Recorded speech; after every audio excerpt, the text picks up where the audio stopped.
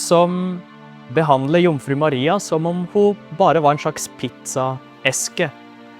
Simpel, gjør ikke noe stor greie ut av seg.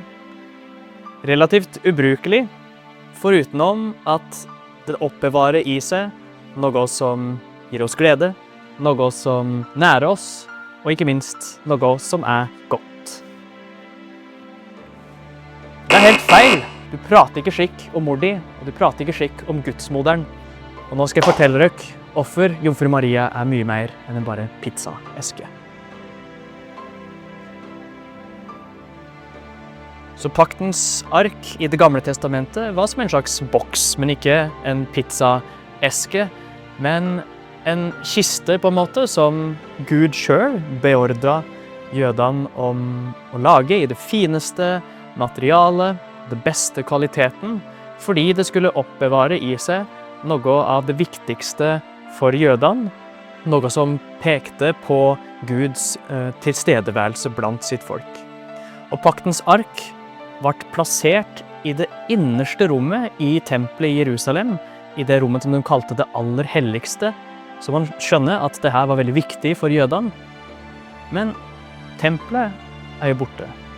Paktens ark er også forsvunnet, men det er en gammel kristen tradisjon at Jomfru Maria ses på som den nye pakts ark.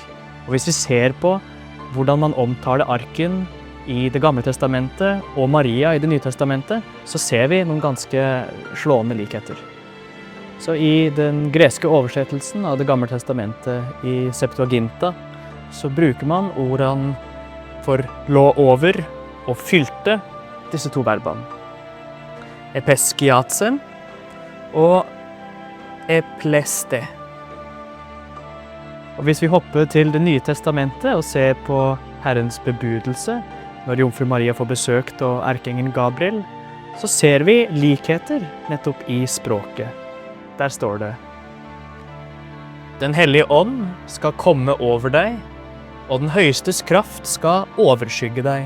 Og igjen så ser vi de samme verbene som ble brukt i den greske oversettelsen av Det gamle testamentet, bare bøgd på en litt annen måte. Episkiasei og epeleusetai. Ser vi nå at Jomfru Maria må være noe mye mer enn bare en pizzaeske. Vi ser på hvilke ord som brukes som er langt fra tilfeldige, for å nettopp gi oss et hint om at hun er den nye paktens ark.